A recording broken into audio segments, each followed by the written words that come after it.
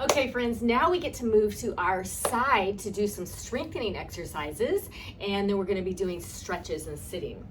Now, with the sideline exercises, so this is the beginning of this week's sequence of exercises. We're going to be doing all of our strengthening exercises on our side. It's important to have the pelvic brace and that breathing down pat. Now, some of you are saying, hey, when I do the pelvic brace, so you can take that deep breath in, you're exhaling well, and you're pulling the belly button in, but you're having a difficult time feeling the pelvic floor muscles engaged when you add on an activity like bridging, okay? And that is totally normal. You know, I'm taking you through a very accelerated sequence of exercises, especially with the pelvic brace, that I would take weeks to, and sometimes months with my patients. So don't feel discouraged if you can't feel the pelvic floor muscles activating with the pelvic brace and with activity. Just make sure that you have good form, that you're breathing, you're exhaling, you're activating the deep abdominals, you're pulling that belly button to the spine, and that your brain is telling the pelvic floor muscles to engage and to activate, okay? So I'm gonna be cueing you to do the pelvic brace and to activate, but don't feel discouraged if you don't feel it. Now remember, you're avoiding the 5 P's, pain, pressure, popping, pee leaks, and poop leaks. And the exercises this week are safe for most pregnant people. So we're gonna be on our side and we're gonna be sitting. So those shouldn't cause any issues, but always I recommend that you check with your birth provider before you start an exercise program. All right, so let's get started. The first one is hip abduction, abduction. So it's this one that's coming up. I will tell you, 99 out of 100 people, when they first start doing this, they're doing it wrong, okay? So what they do is they kind of rotate their pelvis back and they're lifting their leg up like that. That's actually hip flexion. It's not hip abduction. So I'm going to show you from this angle so you can get a better sense here. So I'm in a straight line. My ears lined up with my shoulder, hip, knee, and ankle, and I'm raising up like this. I'm not coming forward. I'm not rotating. I'm coming straight up. And so it might even be helpful for you to watch yourself in your phone on selfie mode, or watch yourself in the mirror, or you could even get like on a wall. Let me show you that real quick. So if you did a wall and your line, so you put your bottom hip all the way back there on that wall and you're raising up. So if I try to rotate back, I'm not going to be able to, right? So I'm coming up there, but I'm going to do it on the mat.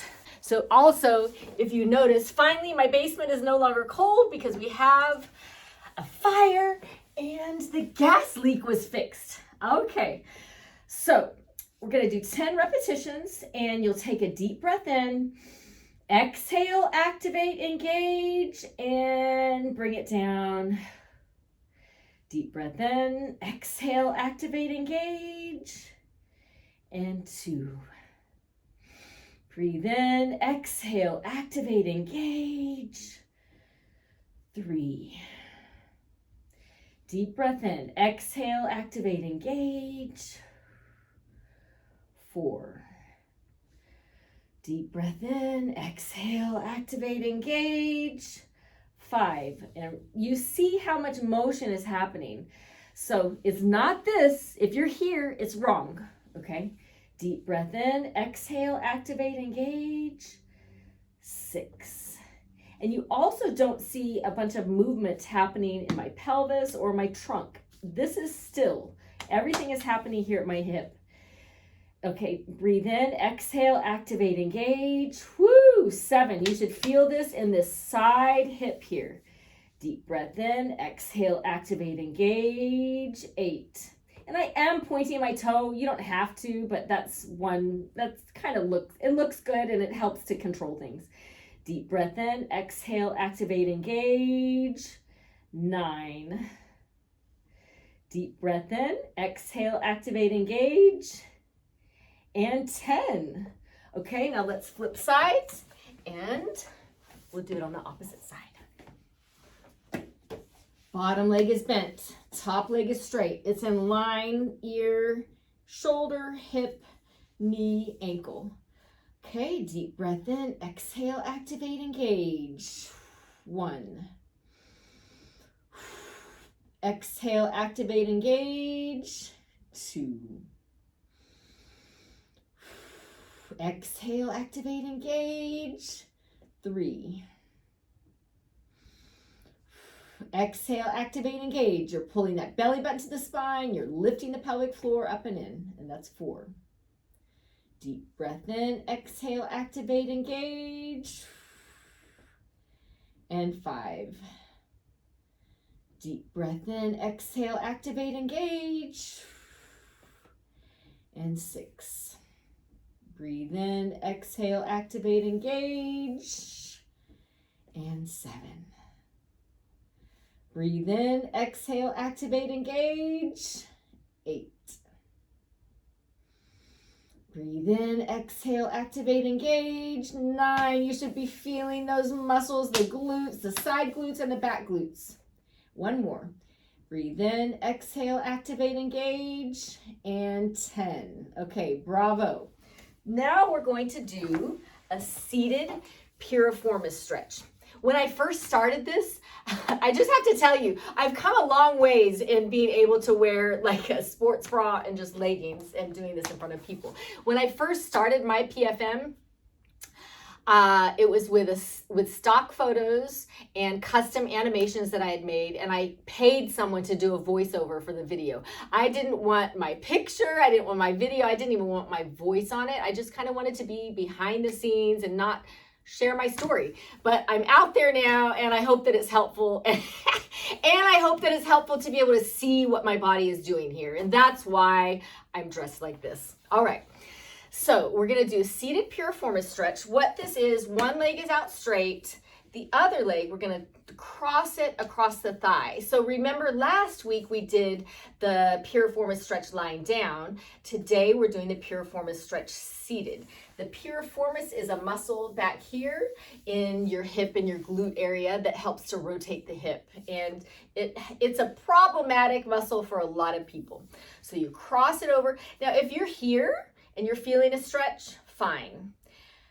Ultimately, we're trying to bring that knee down and feeling a stretch deep in your hip, okay?